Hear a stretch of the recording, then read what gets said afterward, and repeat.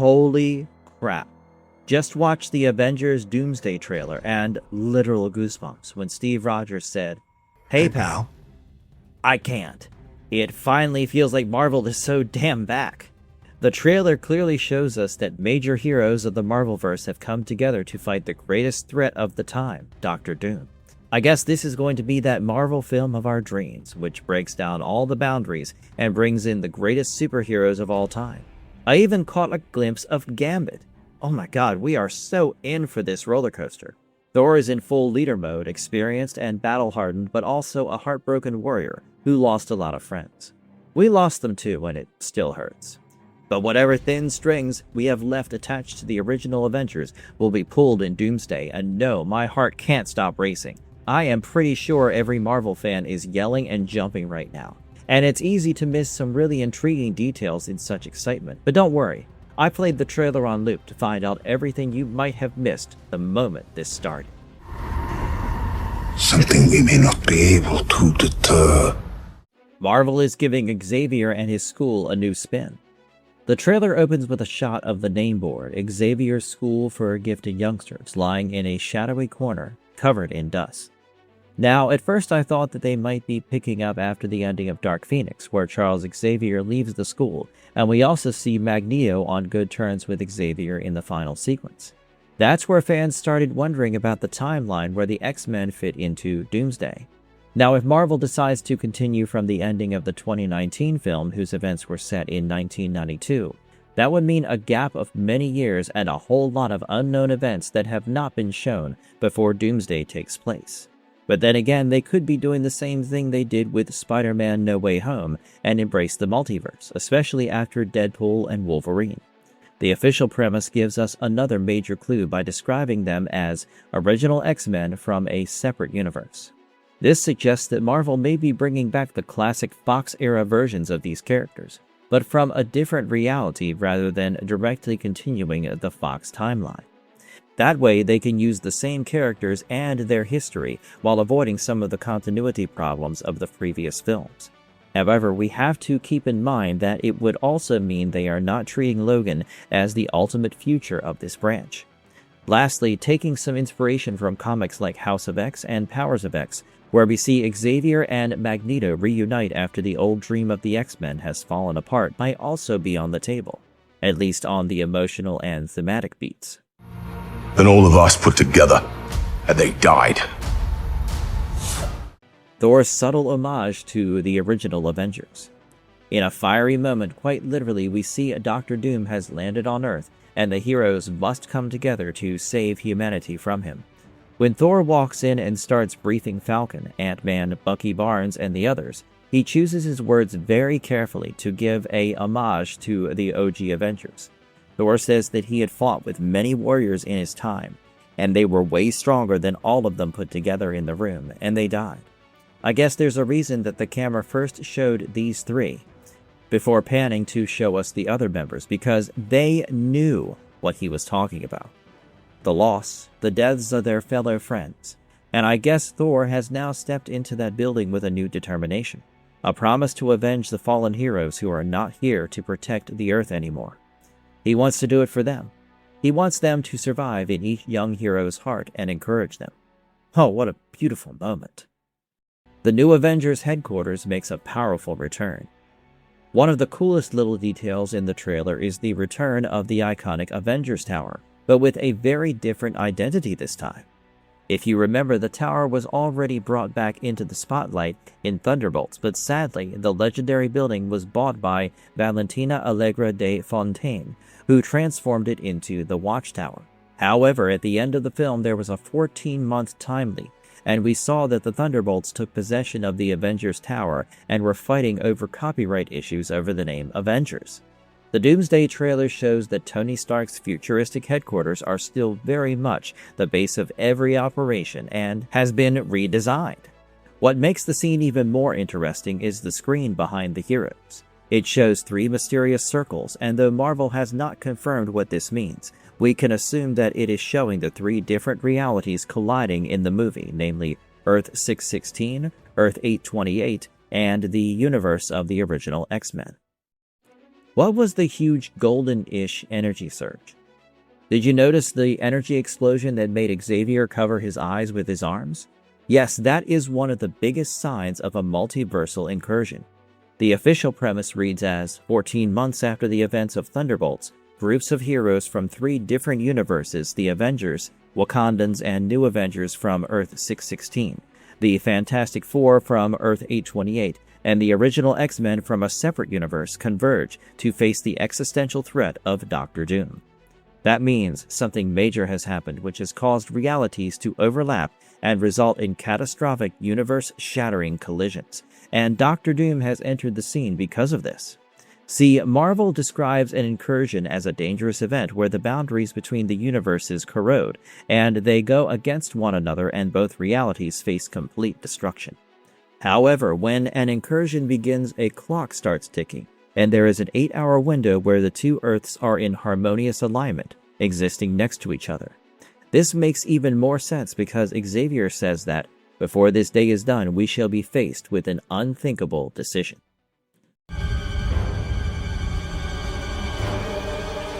The first family of Marvel will be directly connected to the events.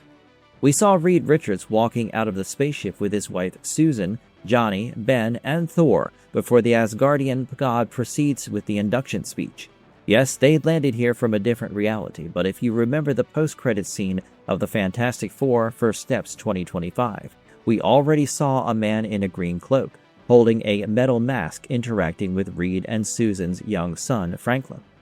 Obviously, it was Doctor Doom, and given the baby-stealing theories that were circulating about him in Doomsday, it's very likely that he has managed to take Franklin away, making this battle a lot more personal for the Fantastic Four.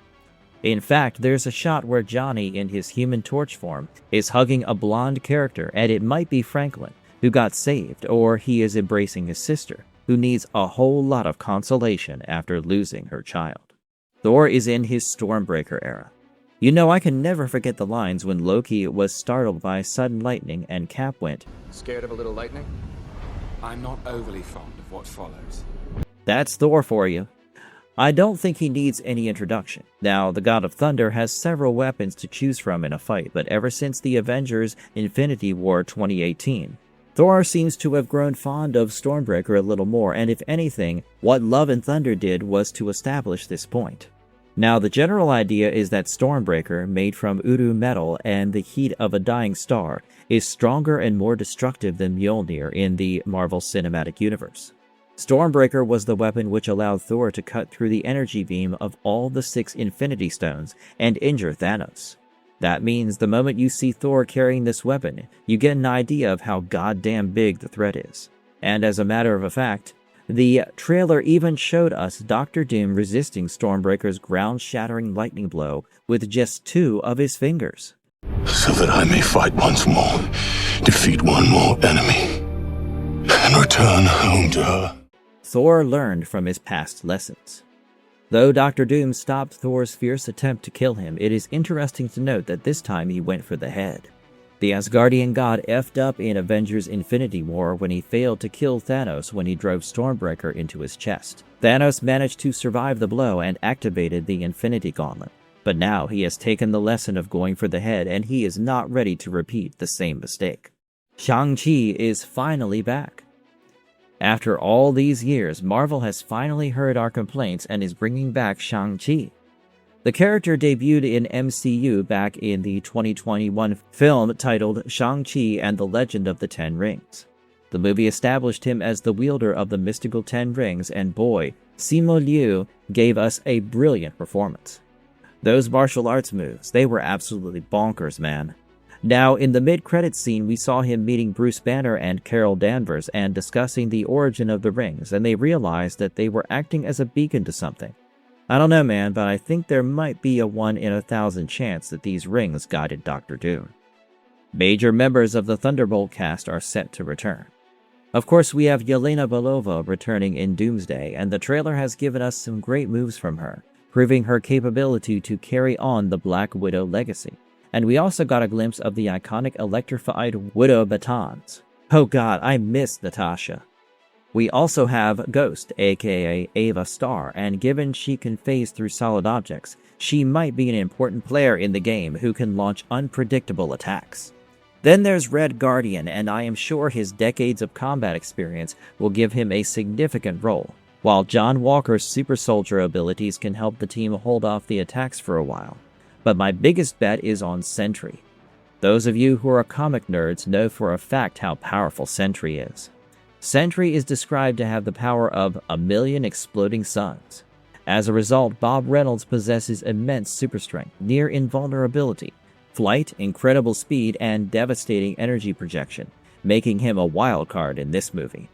However, there's a drawback because Doctor Doom can very well warp minds, and Sentry is a rogue threat the moment he transforms to the Void.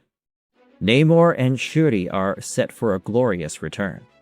If you notice the sequence in Wakanda where the Thunderbolts and Fantastic Four team has arrived to ask for their support, you can see the Submariner sitting on the throne, decked up in a black bodysuit similar to his moisture suit in the comics, and he has a concerned look on his face. More on the costume in a little bit. If you remember, he was the primary antagonist in the 2022 film, Wakanda Forever, and it seems like Shuri, who has taken up the mantle of Black Panther, has brought the other superheroes to Namor's residence to ask for his help, with whom she formed a peaceful alliance by the end of the movie. We can see Shuri is standing before him, and we also see M'Baku giving a stern look while holding his Knobkerrie, or the War Club. Now, the truce terms were that Shuri would give protection to Namor's underwater kingdom of Talokan and spared his life. It seemed they understood each other's personal struggles and losses and agreed to the peace treaty, but in reality, Namor just used it as a strategic move. When one of his warriors told him that she wanted to keep fighting, Namor assured that having Wakanda as an ally strengthened Talokan, and hinted that his quest to flood other land nations was not really over. That's exactly why we see Shuri and the Wakandans being surrounded by the Talokanil, and I actually loved when she changed into Black Panther.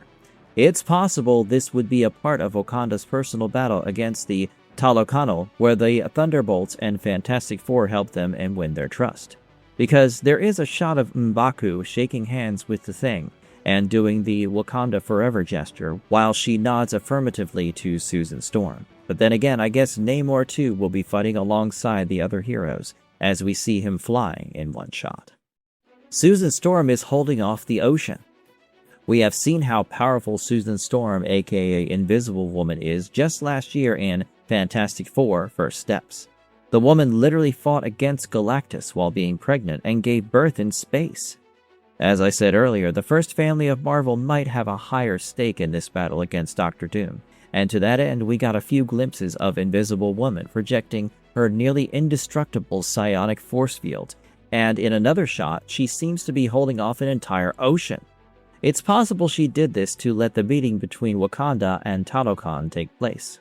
Namor's costume tells us that he has come prepared.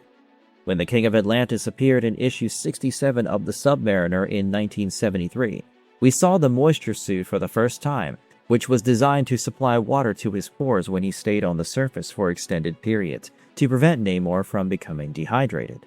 Shuri exploited this weakness of his in the 2022 film, and it seems this time he has prepared himself, as Sue Storm is draining the water body.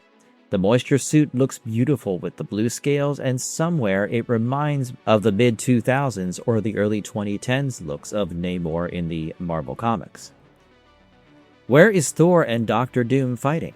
When Thor made a sweeping entry and his stormbreaker started sizzling up with streaks of lightning, the dull and apocalyptic background was almost unmissable. It seemed like a wasteland with huge chunks of metal objects, and there was even a statue. Now, I am not really sure whose statue it was exactly, but what I figured is that the fight might be taking place inside a junkyard, and it's none other than the Void, which is used by the TVA as a multiversal garbage dump. They used it to dump all those objects or variants when they prune a timeline to protect the sacred timeline. And it lines up perfectly well with the multiversal collapse and the incursion because it pushed the battlefield into the Void. But then again, it can be a region of Earth 828, destroyed by Doctor Doom, and the metal clusters behind are his fallen Doombots. Brothers Reunion. Loki and Thor share an extremely complicated dynamic in Marvel, fraught with enmity, affection, jealousy, and of course, mischief, and the original Loki was killed by Thanos during Infinity War. Meaning the Loki we saw in the series is a variant, and by the end of the series he sacrificed his freedom to save the multiverse. He is now the God of Stones who gathered the dying timelines with his magic and bound them together to himself at the end of time. He thus became a living temporal loom, and the events in Doomsday had to bring him in. And for a change, Loki will be playing one of the prominent good guys in the film, and it's possible that he would communicate through astral projection, because he would already know about Doom before he starts causing chaos, because he is literally watching over the multiverse.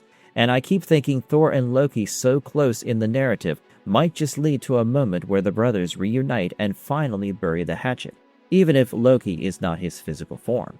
We can see Loki is fidgeting with the TVA identification badge, and it's a subtle reminder of the long, long way he has come.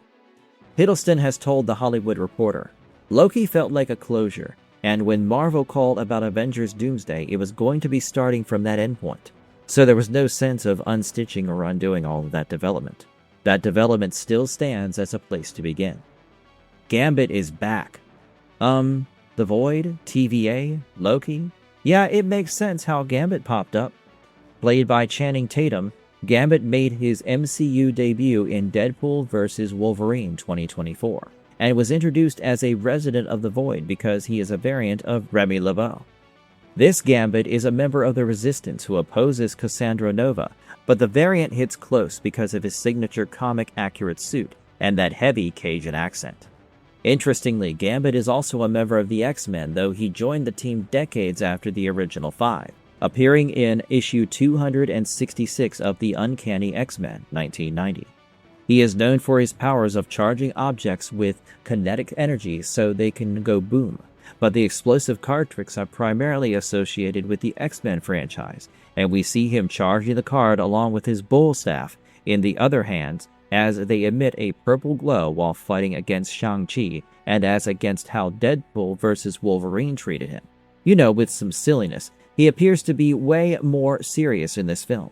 He also used card manipulation in his debut movie, and given the X-Men are also there, it's possible that Doomsday will bring all of them together. Cyclops is at his best. The X-Men appearances were absolutely mind-blowing, and Cyclops did what he does best, ground-shattering optic blast. We saw him entering the X-Mansion while its staircase went up in a massive explosion. James Marsden's Cyclops lit up his visor to assess the destruction. But the explosion was just the beginning, because when we next spot Cyclops on his knees, blasting loose red laser beams in rage, he is actually sitting amidst the ruins of the X-Mansion. As far as my two brain cells can deduce, the staircase explosion marked the opening incident and is the work of Dr. Doom's minions. It is this destruction that will bring the Avengers together, and it's possible the bright yellow flash Professor Xavier saw was of this, and he was simply in an outhouse or something. We have Mystique in the house. A huge shout out to Rebecca Romijn, who is officially returning as Mystique in Avengers Doomsday.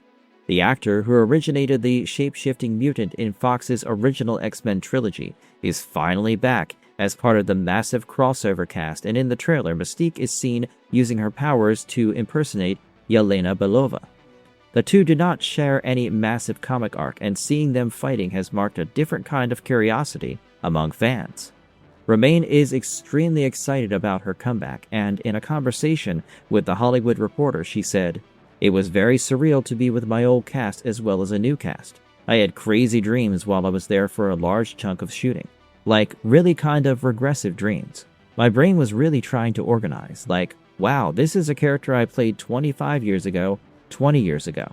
Yeah, it was very surreal. This is a dream come true for the millennial fans, trust me." Dr. Doom is bringing his army. I sneaked in Dr. Doom's minions slyly, but I'll get to the point now.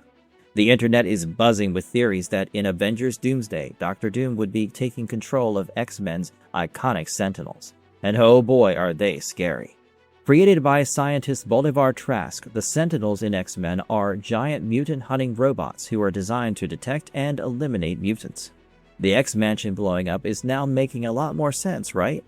However, it's also possible that he would be bringing his own legion of Doombots, programmed with his own intellect and mannerisms, to serve as his bodyguards and enforcers. But I am leaning towards the first one because if you notice Doom's entry in the trailer, it looks like he has landed on the ground with force before a scene cuts to show a view of the cityscape.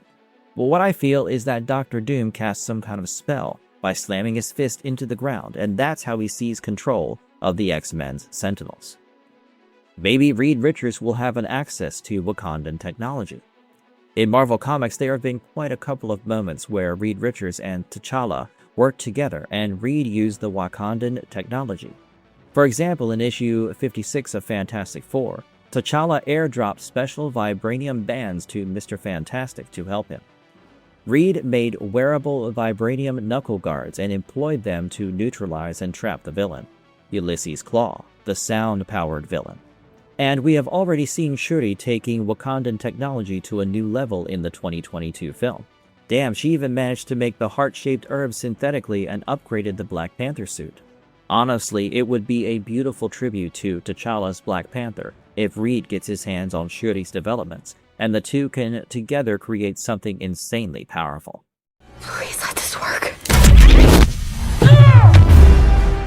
Cassie Lang might be back in her superhero persona. The trailer also shows Scott Lang, aka Ant-Man, showing an emotional moment with his daughter Cassie as he kisses her on the forehead. The scene has a tense, kind of painful energy, and feels like the kind of farewell scene before Scott prepares to face Dr. Doom. But there's also another interesting possibility. Cassie might not be staying behind at all because she has already stepped into the superhero world. In Ant-Man and the Wasp: Quantumania, Cassie suited up in her own Pym particle-powered suit and fought alongside her father in the quantum realm against Kang. So it wouldn't be really surprising if she joins the fight once again in Avengers Doomsday, and if anything, we will get more father-daughter moments. Moreover, this film could finally establish one of her comic book superhero identities, because in the Marvel Comics, Cassie is known for her heroic codenames like Stature and later Stinger. I'll do my best. Will we see two Captain Americas fight side by side? We all saw at the end of Avengers Endgame that Steve Rogers passed the Captain America mantle to Sam Wilson quite literally by handing him his shield. Sam reluctantly at first, but eventually embraced that responsibility, as we could see in Captain America: Brave New World, where he proved himself as the new Captain America by taking on the Red Hulk. However, he failed to prove anything to the audience, and thankfully with Chris Evans officially returning in Avengers Doomsday, a scene where I had goosebumps. Not gonna lie, fans are naturally wondering how Steve Rogers fits into the story. Will the original Captain America suit up once again? Or will he simply fight alongside Sam as two generations of Captain America unite against Dr. Doom? The trailer hasn't answered those questions yet, but it certainly sets up an exciting dynamic between the old and the new Sentinel of Liberty. Loki might be in Steve Rogers' home. Even before this trailer, we got 4 mini teasers, or whatever they're called, and the one that made me scream was seeing Steve Rogers living happily in an awesome alternate dimension, putting his baby in the cradle. Now, if you go back to that clip, one thing caught my eye after this trailer: the curtains. It was pale yellowish, and in this trailer we see Loki standing before a similar shade curtain, meaning he might be there to visit Rogers and warn him of the upcoming doom, literally.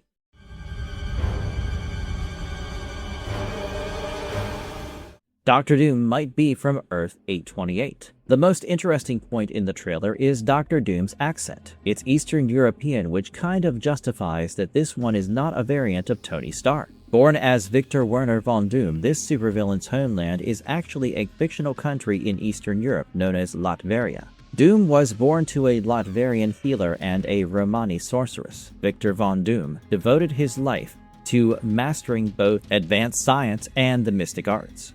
Doom was driven by an intense urge to recreate the world in his own vision and sought global domination. The fun fact is, Doom and Reed Richards were once college classmates, and the former constantly tried to prove that he was intellectually superior to Reed Richards. But the competition changed into a bitter rivalry after a laboratory accident that left him disfigured, and Doom held Reed responsible for it. That would give all the more reason for Dr. Doom to kidnap Franklin or show his scarred face without the mask as we saw in the mid-credits. It's like he was showing Reed's son what a dangerous person his father is. And if I stretch it, I guess this Doctor Doom is from the Fantastic Four's universe, Earth 828. If you go back to that movie and play the scene where a diplomatic convention was being held, you can see an empty seat with the nation's name card before it which read Latveria. That clarifies Latveria's existence on Earth 828 and supports this argument. That scared me far less than this one. Thor 2 might be from Earth 828. Let's go back to another short clip that was released before this trailer and show Thor praying to Odin in the woods to protect his daughter and give him the power to fight another battle and return home as a worthy warrior. Thor's adopted daughter, Love, was another candidate on Doctor Doom's child kidnapping list, according to theories because her powers are tied to eternity, an embodiment of the universe. And that's probably why Thor is so invested in this battle. I think this scene was after his face-off with Doctor Doom because it's after his failed attempt. He realizes the amount of strength it would need him to overthrow Doctor Doom. Also, Latveria is known to be heavily forested in the comics, nestled in the Carpathian Mountains. And as I mentioned before, we saw Thor arriving in the same spaceship as the Fantastic Four. And if we go back to Thunderbolts post-credit, we do see a F4 ship entering their universe, which is Earth 616. Thus, it is possible that Thor was on that ship and he too is from Earth 828. How did Steve Rogers come into play? Well, back when the leaked teasers for Avengers Doomsday released, we all speculated that Steve Rogers might be the reason for an incursion since he traveled back in time to live with Peggy Carter. The directors of Avengers Endgame, Joe and Anthony Russo, stated, "The time travel in this movie created an alternate reality. He lived a completely different life in that world. We don't know how exactly his life turned out, but I'd like to believe he still helped many others when they were needed in that world." And now it seems he too was living in the Earth 828 reality, which is actually the home of the Fantastic Four. There was this blink and you'll miss it scene in Fantastic Four First Steps, where a father and son are watching the Fantastic Four cartoon, and that has further fueled the theory that it was Steve watching television with his son, who has now arrived to help Thor and the other heroes fight Doctor Doom. Moreover, if we connect Loki back into that house, it's possible that he shifted Steve and his family into this reality. The Avengers and X-Men might be odds for a long time. As I mentioned previously, several Avengers and X-Men appear to clash in the trailer. Whether it's Gambit's bow staff against Shang-Chi's rings or Mystique and Yelena engaging in a hand-to-hand combat. Frankly, this is not exactly surprising because in the comics, there have been multiple storylines where the Avengers and the X-Men initially found themselves on opposite sides before joining forces against a common threat. The most famous example is Avengers vs. X-Men 2012, where the two teams went to war over the arrival of the Phoenix Force. Even during the Axis narrative arc 2014, which saw the Avengers and X-Men set aside their differences to confront the Red Skull after he unleashed a global crisis, Avengers Doomsday could be following a similar pattern, with the heroes clashing at first before uniting against Doctor Doom. Moreover, Alan Cumming has already confirmed that Nightcrawler will go up against Mr. Fantastic, who can be spotted at the Xavier Mansion in the trailer. He told Hollywood Reporter that while he was training, he asked who he would be fighting, and they said, "You're hitting Pedro Pascal against the head." Reed Richards shows off his stretching abilities. Another very subtle moment in the trailer that showed Mr. Fantastic's stretching abilities was when he was holding Captain America back in the X-Mansion, while Yelena aimed a gun at Mystique and moved forward. The voiceover said, "Put aside your petty squabbles." But the most exciting part was Herbie in the corner sporting a new look. Anthony Mackie, who plays Sam Wilson, has shared his happiness to be able to play Captain America in the film, and has told ET Now, "You know, the fun part is Robert Downey Jr. was such an integral part of the beginning of my career at Marvel. It's great to have him back and continue the legacy he built with the MCU." Can we get a Sue Storm and Namor love angle? One of the most interesting and controversial questions is whether Avengers Doomsday will portray the classic comic tension between Namor and Sue Storm. Yes, Sue has always been deeply devoted to Reed Richards, but Namor's feelings for her have been a recurring part of Marvel Comics for decades, and now with the Fantastic Four and Namor finally existing in the same MCU storyline, It would be interesting to see whether Marvel explores that emotional conflict, especially when Reed and Namor already have such a complicated history. I know nothing has been confirmed yet, but if Doctor Doom is targeting everything Reed cares about, Namor's connection with Sue might just make things spicier.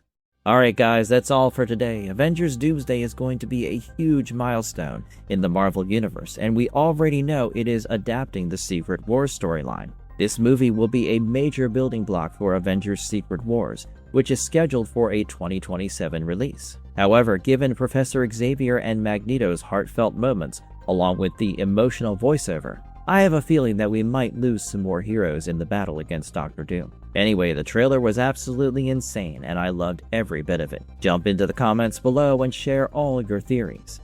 And if you liked this video, don't forget to hit the bell icon. I'll see you in the next one. Bye!